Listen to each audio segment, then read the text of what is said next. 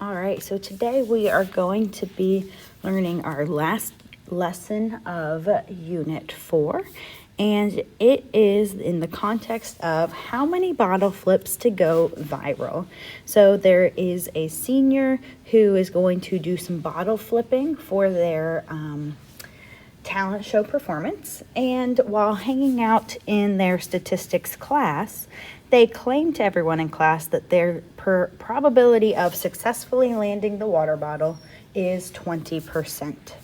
So we're going to use that context to answer these questions. I would like for you to work through questions 1 through 4. So pause the video and work through 1 through 4, and then we will continue on together. All right, so make sure you have paused and tried 1 through 4, all things that we have done before. All right, so for questions 1 through 4, when you are answering these, the first thing that you needed to determine in order to answer or to figure out how to answer them was if this was a binomial setting. And remember, to check a binomial setting, we use bins. So I'm going to write bins right here as we check off to make sure that it matches all of the conditions. So the first thing being, is it binary? Yes, there is either success, you flip it and it lands, or failure, it does not. Are they independent? Yep, in the problem it told us to assume independence, so that is good. It is a fixed number of trials. Question 1 tells us he flips it 10 times. And the probability of success is the same for every flip. So I'm just going to justify here and say that it is in fact binomial with an n equal to 10 and a p equal to 0.20. And remember as well, for number 1, it should have been fairly simple if you had remembered the binomial shortcut for finding the mean. So remember, to find the mean of a binomial, we just do n times p. So the number of trials times the probability of success. In question 2, we've got the probability that x equals 2, so flipping exactly 2 of them that land. And remember, we learned how we could plug this into our calculator. So if you were going to use your calculator, we would do the binomial PDF and parentheses 10, comma, 0.2, comma, 2.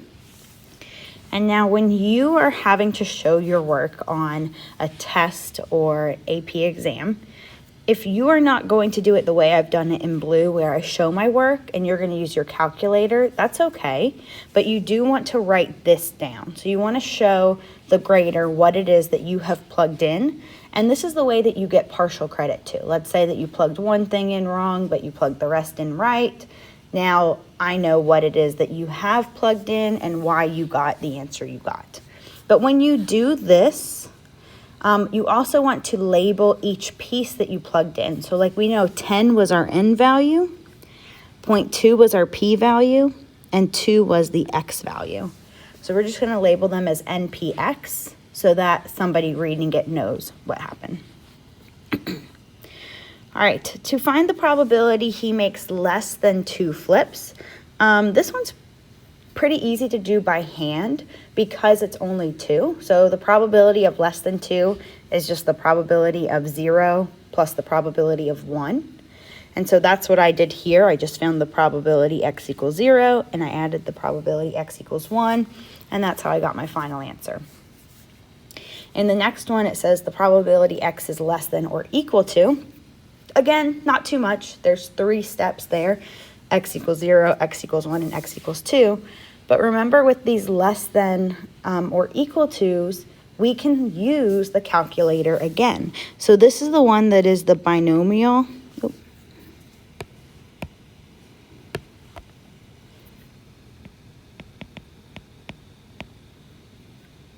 CDF. and I just plug it in the same order, N, P, and X.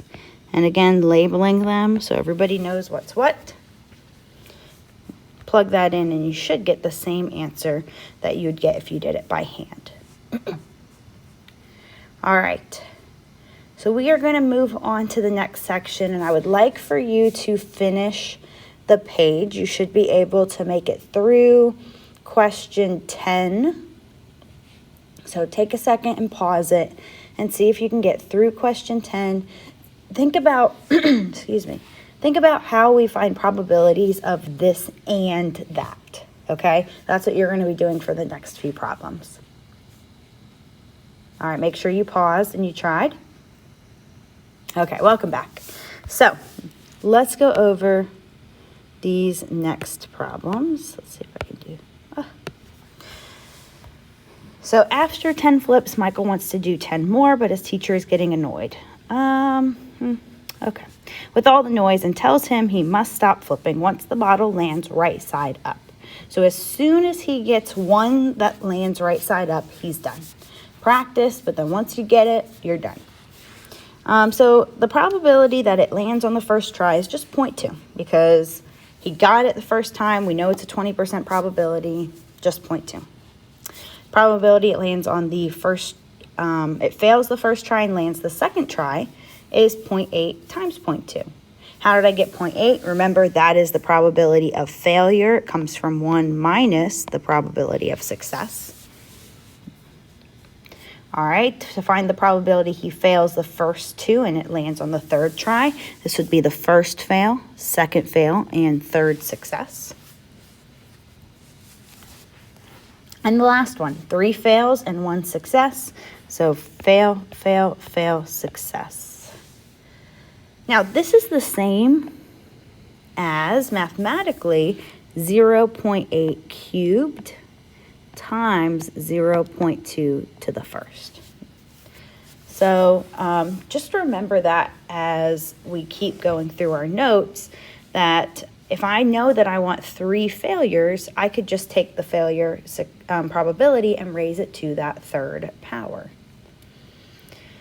Now, as you're working through this, we notice that it's not a binomial setting. And the main giveaway is that this problem says that we are doing it until the first success.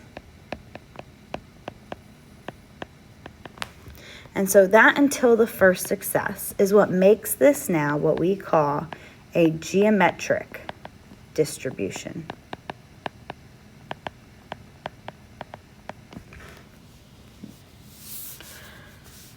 So you could have found the rest of the answers 5 and 6 for the table, doing the same thing you did for 5 through 8. Hopefully have these same answers. And then what if I want to find where it lands, if the probability that he lands it on the 10th try. And so if you were able to see the pattern in 5 through 8 of just raising the failure to the power of the number of times you want to fail times that probability of 1 success, then maybe you saw 0.8 to the 9th times 0.2 and were able to answer this. And this is what we're going to use to kind of formalize what we're finding for the geometric rule. So the probability of x equals k, just like before, the probability that we have a success on this try. So k is the trial where our success happens. This is going to be equal to the probability of failure, which we know we find by doing 1 minus p, raised to the k minus 1, because we know that every trial before our success must fail. And then we just multiply that by p. There's only 1 success here because as soon as we succeed, we're done. So p is always to the first power in geometric distributions. And in the last one, how many flips do you expect it to take for the bottle to land right side up? Well, because he has the 20% probability of landing it, I would expect it takes 1 in 5 tries. That is 20%. 20% of 5 is 1. So every 5th try about, I would expect that he lands it. Now, of course, remember, this is expected. This is theoretical. That doesn't mean guaranteed. Every 5th flip, he will land it. It doesn't mean that he's guaranteed to land it 1 time if he flips it 5.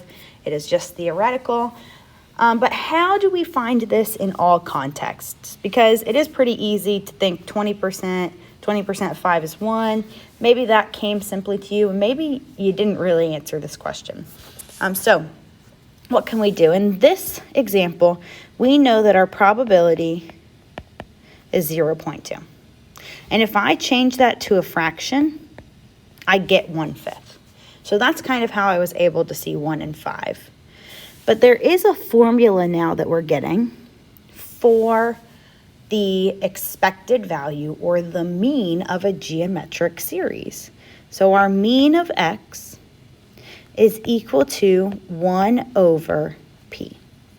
So because our probability was 0.2 or 1/5, to find the mean, the average number of flips it will take, which is 5, I would do 1 divided by 1/5 or 0.2, and that's how I would have gotten 5 tries for this question. All right, so that's the end of our lesson. We're going to do the important ideas. Remember, if there's anything you are confused about, please feel free to come up and ask me. I am here to help you. All right, so the first, actually, we'll do a little bit more 40-60 for this one. The first important idea is going to be how we test for a geometric setting, just like we did for binomial.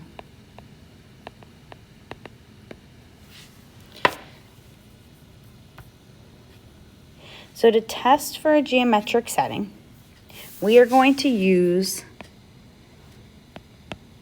bits. So instead of bins, we're using bits. The first B is binary, just like before. We need either success or failure. I is independent, just like before. Now T is where it's different, and we remember that was kind of our main warning that this was not binomial from the start, because we don't have the fixed number of trials. Instead, T stands for trials until success. So in a geometric setting, we are doing it until we succeed. And S is the same as before, same probability for each trial.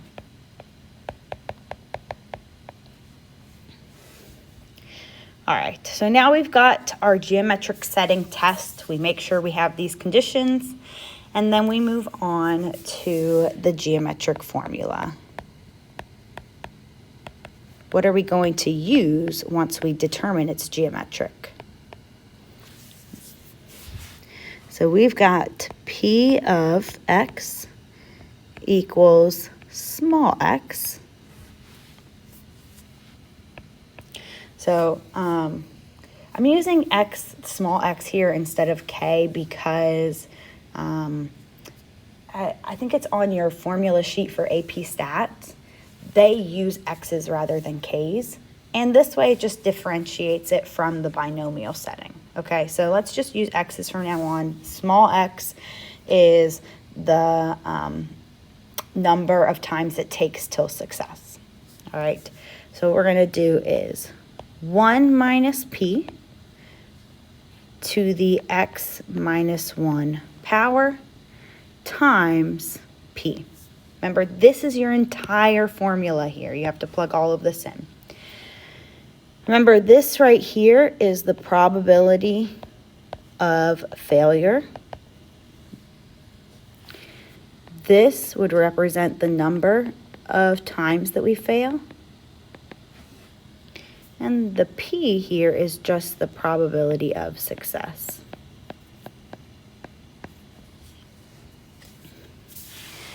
Now, when it comes to describing a geometric distribution.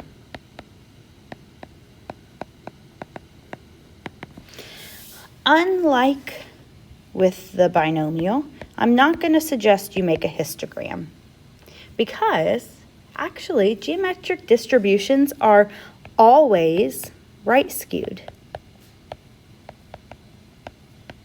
Now, if you forget that they're right skewed, of course you can make a histogram because when you do, you will notice that it's right skewed, but you don't have to do it if you can remember geometric distributions are always right skewed. The reason being your highest probability is going to be that you get it on the first try, right? That was that 0.2 in our example here. It was 0.2 and then it just went down from there because now you're multiplying more and more and more and more probabilities. So it tends to be, or it always is, right skewed. And because it goes on forever too, right? I don't know how long it's going to take until I succeed. So it could take a short amount of time or it could go on forever. And that's what creates that right skewedness. All right, center. We're using our mean, the expected value, and that is just 1 over p for geometric distributions. And then lastly, variability. For variability, we're going to do the standard deviation, which now has its own new formula for geometric. We do the square root of 1 minus p divided by p. So notice the square root's only in the numerator. So the square root of 1 minus p divided by p. All right, so there's our important ideas. This video is going to end here, but you're going to continue on with the check your understanding and check in with me to check your answers. Have a good day, guys.